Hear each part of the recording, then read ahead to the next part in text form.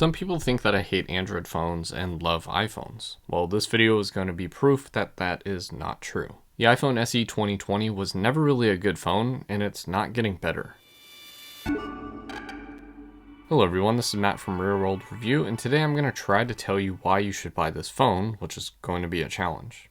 Telling you the downsides would be pretty easy. So let's get started. There are three major parts of a phone that go into deciding how a phone is going to be, which are the screen, processor, and the operating system. Ruin one, and the rest are pointless. Starting with the best, we are running iOS 16 on this phone, which will follow the iPhone 11 path. So we are looking at maybe iOS 18 or iOS 19 being the end of life for this phone, with the possibility of more software support. With that said, the processor is okay. This is the Apple-made A13 Bionic chip, which pairs with 64 or 256 gigabytes of storage and 3 gigabytes of RAM. Operations are fast, kind of. Now, this is almost a 4-year-old processor, but just like the 11 series, it runs apps just fine.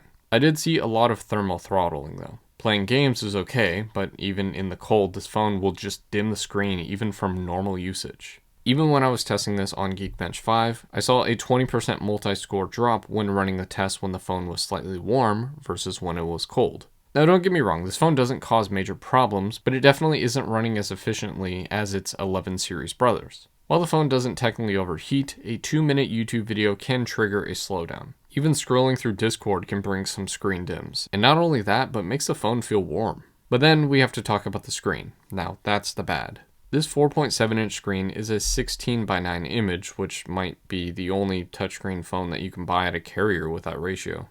And technically in that, I'm talking about the 2022 version. It is a 750p LCD with a refresh rate of 60 Hz. While the refresh rate sounds bad, I actually think that the size and quality does justice on this phone, because the slowness compared to the 120 Hz display that I'm normally used to wasn't as jarring as I would expect. The screen does get pretty bright at about 625 nits, but only for so long because, thermal throttling.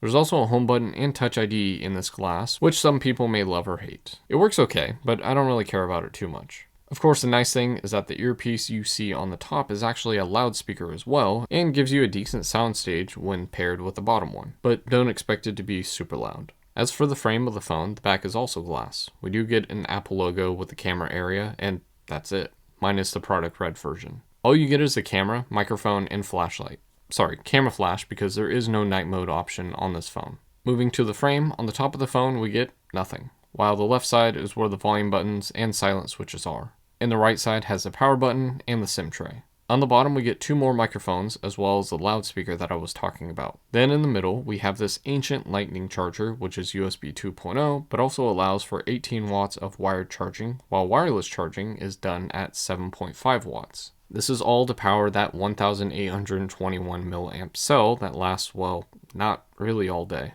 Okay, clearly it does last all day, but it just feels like the battery drains pretty much like 1% a minute. It's just crazy. Even not using the phone all day, it'll take about 20% of your battery. This is the second SE 2020 that I've used, and I gotta say that these batteries are horrible. I don't think I just got a bad product. Sure, we do get fast charging, but this battery just sucks.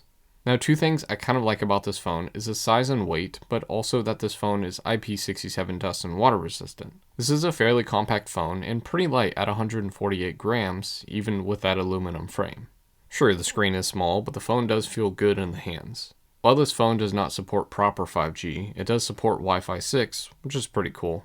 And if it did support 5G, then there would be a permanent charger attached to this phone. Now, hot take, the cameras are not that good. Also, this section is pretty nice because there's only 2 cameras. The front is a 7 megapixel sensor, which is okay, but that 7 megapixel means no 4K option at all, just like the lack of 60 frames per second in any format. Pictures are okay with the option of portrait mode, but there's no slow-fi option. Yeah, I know you don't care about that at all. I can't believe they actually made such a big deal of that on the iPhone 11 series, and then radio silence on future phones. Moving to the rear, same thing, just 1 camera. This one is an optically stabilized 12 megapixel sensor that takes some good shots and videos, maxing out at 4K 60 frames per second. You're technically limited on options for this camera, but for the average person, this should be enough. This is a quality camera, especially at that $400 launch price. It would have been nice to have multiple cameras, sure, but now it allows me to have a little slideshow without having to worry about mislabeling what you're seeing right now.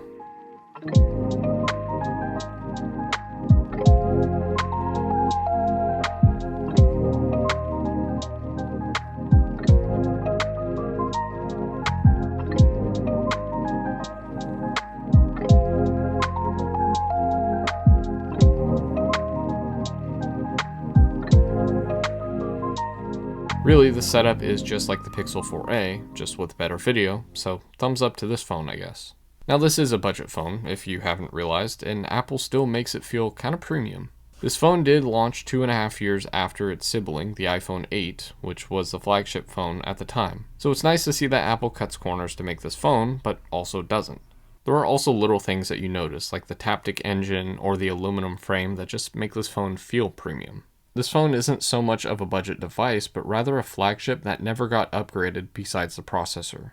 But is that so bad? Go on Swappa and the iPhone 8 and SE are barely different in price, with the SE being a way better option given the age. And if you double that price, you can get an SE from 2022, but honestly, at that rate, a used iPhone 12 mini would be a better option. But sticking around that $100 price point, you will get the iPhone 11 experience in a smaller device. And for some people, that's perfect. Another thing to think about is the repair cost, which literally every part on this phone is ranging to almost free to $40. I mean, the screen is less than $30, while this 2017 iPhone X is over $50 for the OLED panel.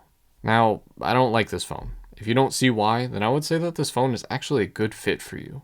I see this as a phone that can do a lot of things, but it doesn't mean that it's going to be done in a pretty way. It isn't the latest and greatest and is lacking in the, well, everything department. But at $100-ish, there's only so many options out there, and not many share the flagship DNA that Apple gave this phone. And that's my review of the iPhone SE 2020, the iPhone that is not for me. But what do you think? Is the SE series overrated? Let me know what you think, and as always, thanks for watching.